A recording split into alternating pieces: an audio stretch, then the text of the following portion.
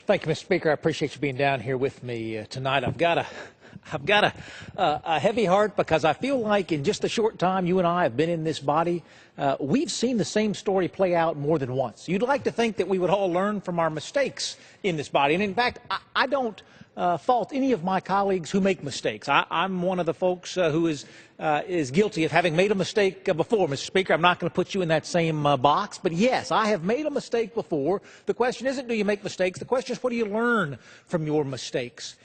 And as we go down this road of executive action, this conversation that the country is having today, I feel like we have been down this road before, and I want to try to connect a couple of those dots for folks tonight.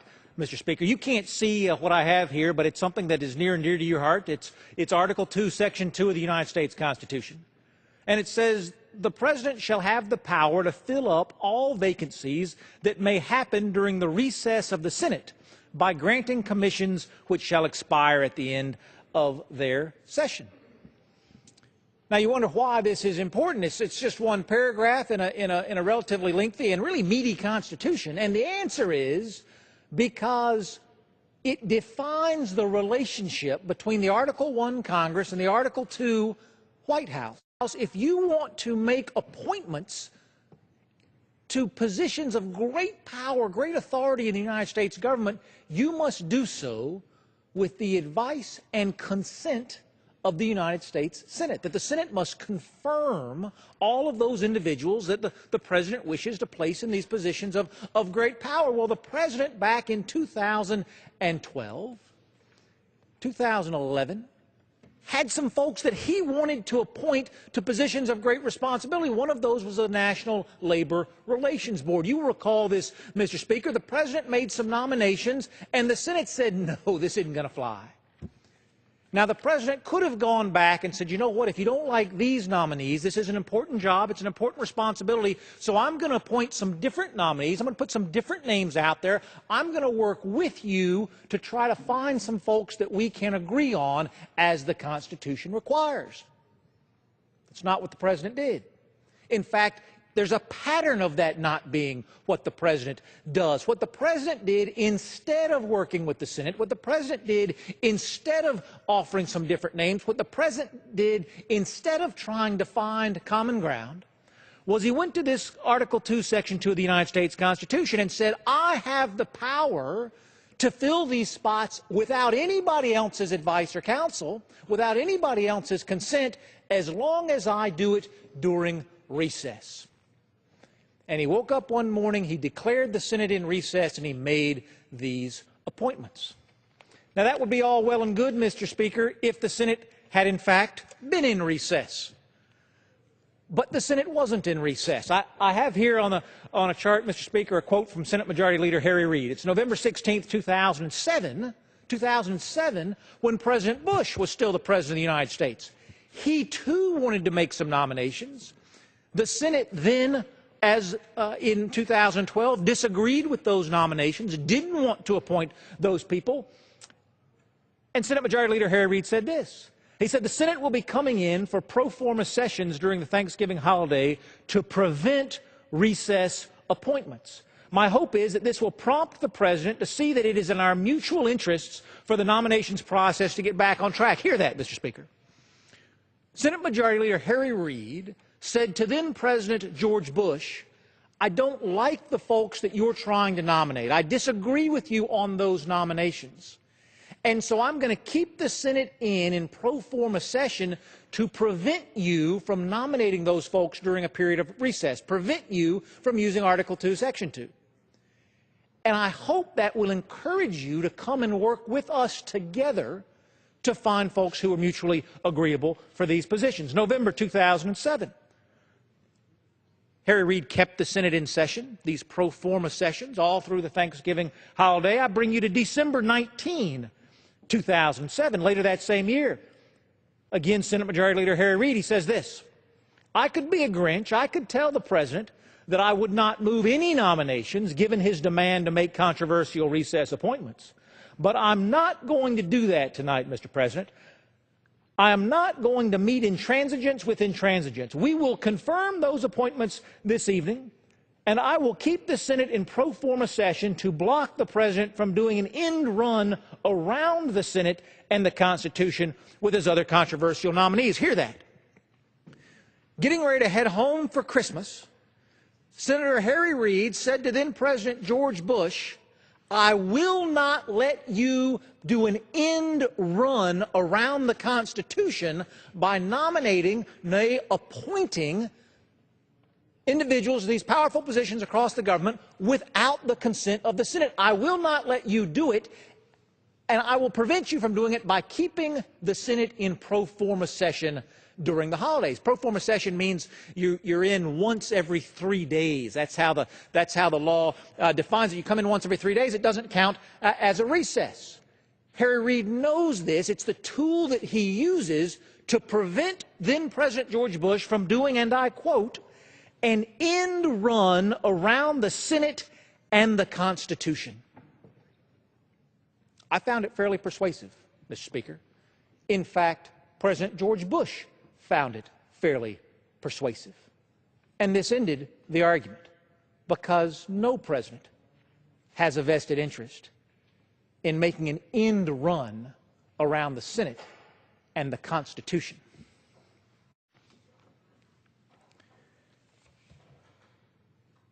But President Obama didn't see things that same way in January of 2012. Faced with the exact same circumstances, Mr. Speaker, faced with the exact same circumstances, a Senate in pro forma session designed specifically to prevent recess appointments, the President woke up one morning in January and said, "The Senate is in fact in recess. They say that they're not, but they're wrong. They in fact are. I'm going to make 4 appointments today." Now, you would think, having just read what we read from Senate Majority Leader Harry Reid, that the Senate would have melted down with defenders of Article 1 standing up and saying, "Mr. President, we may agree with your politics, we may agree with your policy, but we disagree with this end run that you're making around the Senate and the United States Constitution." It's what you would have expected. It's what you would have hoped for. But it's not what you got. Senator Tom Harkin, when asked about those appointments, said the President acted responsibly in making those appointments. He acted responsibly. This was the National Labor Relations Board we're talking about, so of course the AFL-CIO commented. Then President Richard Trumka said the President was exercising his constitutional authority to ensure that crucially important agencies protecting workers and consumers are not shut down. The Labor Secretary, one of those members that had to be confirmed by the United States Senate, then Labor Secretary Hilda Solis, said we can't afford not to move on very important issues affecting people. We cannot afford not to move. We cannot afford to allow the Constitution to get in the way of those things that we would like to do. This isn't sour grapes from a Republican in the U.S. House of Representatives, Mr. Speaker. This case went to the Supreme Court. This case went to the Supreme Court, and on that court, of course, sit 2 Obama appointees. 2 Clinton appointees sit there.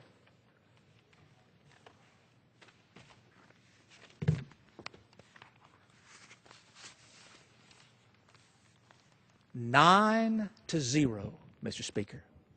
9-0, 2.5 years later, was the ruling from the Supreme Court that what the President did was patently unconstitutional. Unconstitutional. Now, this isn't a surprise to anyone. You remember the words of Harry Reid when he implemented these sessions to prevent recess appointments. He said, "I'm not going to let the President do an end run around the Constitution. The Constitution has these requirements." Harry Reid knew it. President Bush knew it. Harry Reid knew it again in 2012. President Obama knew it in 2012. And he did it anyway. As then Labor Secretary Hilda Solis said, because we have important things that we need to do, and we can't let things get in the way. Quoting from that 9-0 decision, Mr. Speaker, Justice Breyer wrote the majority opinion. He said this. He said, "The recess appointments clause is not designed to overcome serious institutional friction. Friction between the branches is an inevitable consequence of our constitutional structure. That bears repeating, Mr. Speaker. The clause is not designed to overcome serious institutional friction. Friction between the branches is an inevitable consequence of our constitutional structure. I don't even know if that captures it, Mr. Speaker. It's not really an inevitable consequence. It's there by design. It's not an accident that we have this friction. It is there by design. This isn't the ranting of a sour grapes conservative Republican. This is the unanimous decision of a Supreme Court that is as divided as any court we've seen in my lifetime. But they unanimously said, President Obama, your goals are not what we're litigating today. The process that you're using to achieve your goals is unconstitutional. Why? Because Congress got in your way, and instead of working with Congress, you went around Congress, and the law doesn't allow for that. Sound familiar, Mr. Sound familiar? It took 2.5 years to litigate that case. It took 2.5 years to get an answer from the Supreme Court. In those 2.5 years, over 400 cases were decided by the National Labor Relations Board, now all invalidated by this Supreme Court decision, lives thrown into turmoil. Not one senator, not one Democratic senator, not one senator from the leadership spoke out to say, Mr. President, I may agree with your politics, I may agree with your policies, but the way you're getting them done is unconstitutional. And every one of them knew it, just like the Supreme Court did 9-0 when they ruled 2.5 years later. Now, fast forward to today, Mr. Speaker. We're talking about immigration. And we're not talking about good immigration policy, because that's what we talk about in the Judiciary Committee. We're not talking about immigration law in this country, because that's what's decided by the House and the Senate. What we're talking about is the President taking action on his own in an end run around the Senate, an end run around the House, an end run around the Constitution, and implementing immigration policy all by himself. He was asked about that in a Univision town hall, Mr. Speaker. It was March of 2011, and the question that was put to the President was, Mr. President, my question will be as follows. With an executive order, could you be able to stop deportations of students? Fair question. Fair question. A lot of folks out there have this issue on their mind. It was March of 2011, and this is what the President said. This is what President Barack Obama said in answer to the question, Mr. President, can't you just stop deportations by executive order? The President said this: with respect to the notion that I can just suspend deportations through executive order, that's just not the case, because there are laws on the books that Congress has passed. The President was right on that day in March. I can't just do this by executive order, he told the questioner, because there are laws on the books that Congress has passed. He says Congress passes the law. The executive branch's job is to enforce and implement those laws. Then the judiciary has to interpret those laws. There are enough laws on the books by Congress that are very clear in terms of how we have to enforce our immigration system that for me to simply, through executive order, ignore those congressional mandates would not conform with my appropriate role as President. Those are not my words, Mr. Speaker. Those are President Barack Obama's words. There are enough laws on the books by Congress that are very clear in terms of how we have to enforce our immigration system that for me to simply, through executive order, ignore those congressional mandates would not conform with my responsibilities as President. Now, that's powerful, Mr. Speaker, but that's not even the most interesting part of that response. He went on in that question and said this: That doesn't mean that we can't make decisions to emphasize enforcement. It doesn't mean that we can't strongly advocate and propose legislation that would change the law in order to make it fair or more just, and ultimately would help young people who are here trying to do the right thing and whose talents we want to embrace in order to succeed as a country. It doesn't mean that we can't work hard to change the law. It just means that I, as president, don't have the ability to do it by myself. The Constitution requires a team effort between Congress and the White House. Mr. Speaker, this wasn't just a one-time thing. This wasn't a quote that I just pulled out of thin air. I'm not trying to mischaracterize the president's feelings.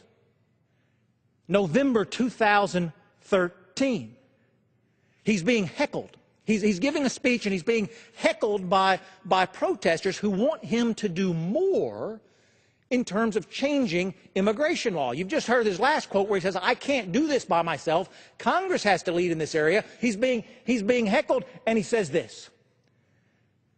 Now, what you need to know when I'm speaking as President of the United States and I come into this community is that if, in fact, I could solve all these problems without passing laws in Congress, then I would do so. That's what he says to the heckler.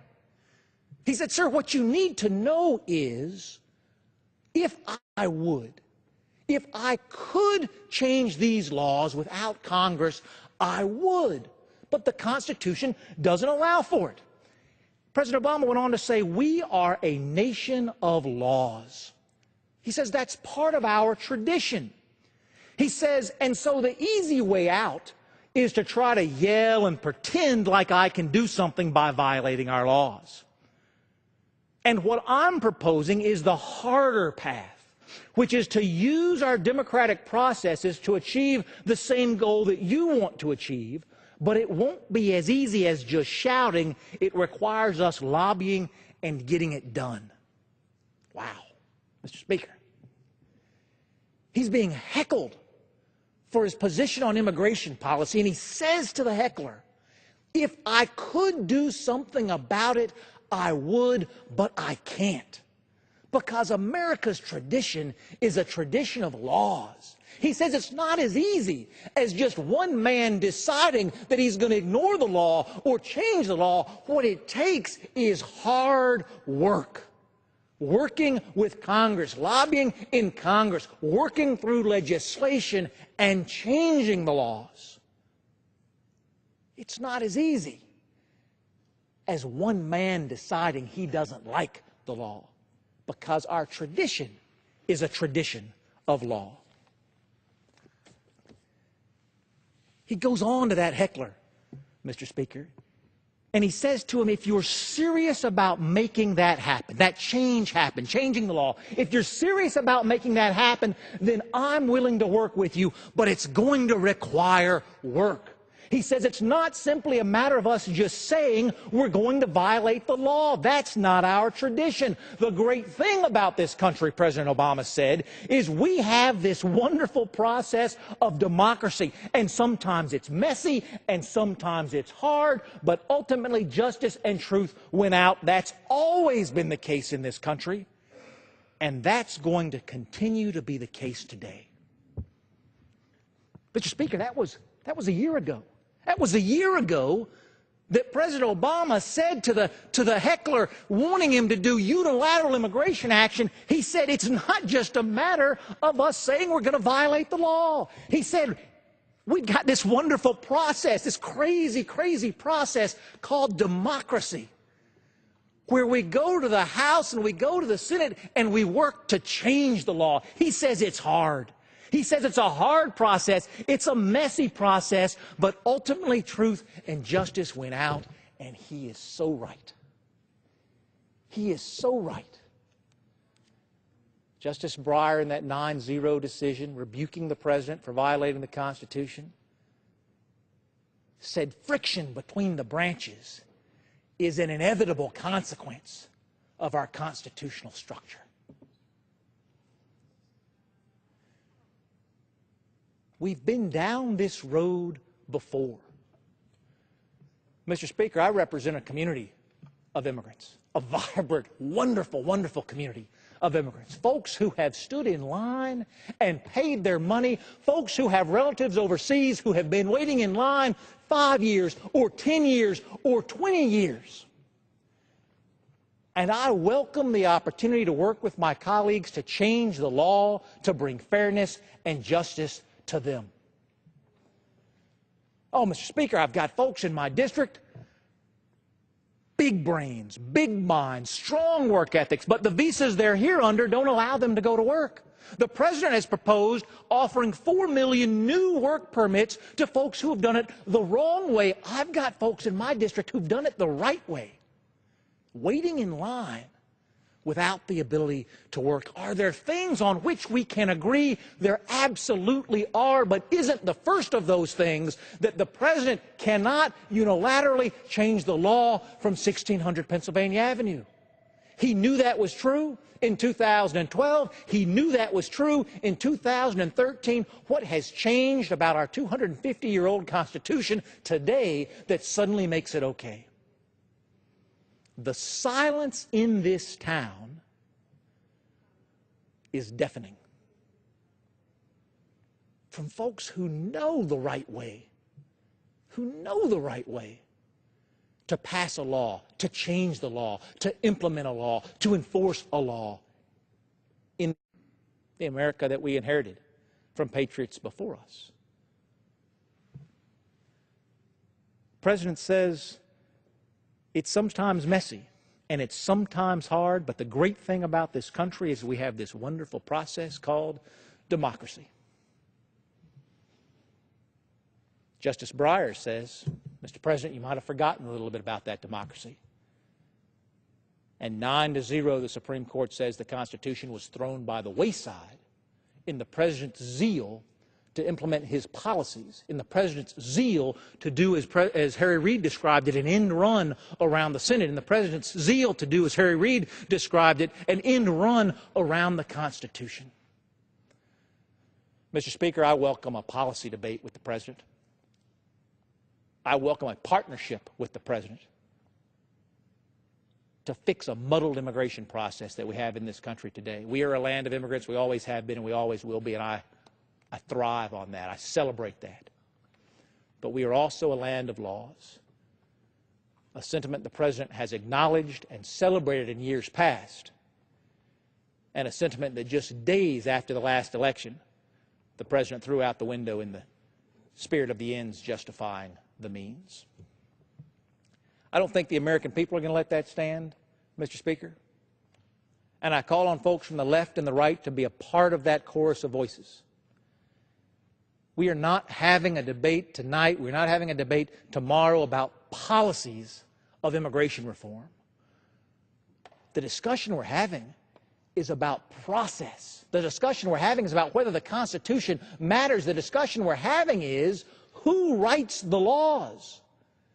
Does Congress craft the laws and the President signs them, or does the President craft the laws and the President signs them? It's not simply a matter of us saying we're going to violate the law, the President says. The easy way is to yell and scream and pretend that I can do something by violating our laws. But the better path is the harder path, the President says. With respect to the notion that I can just suspend deportations through executive order, that's just not the case, because there are laws in the books that Congress has passed, the President says. There are enough laws in the books by Congress that are very clear in terms of how we have to enforce our immigration system that for me to simply through executive order ignore those congressional mandates would not conform with my appropriate role as President, President Obama says.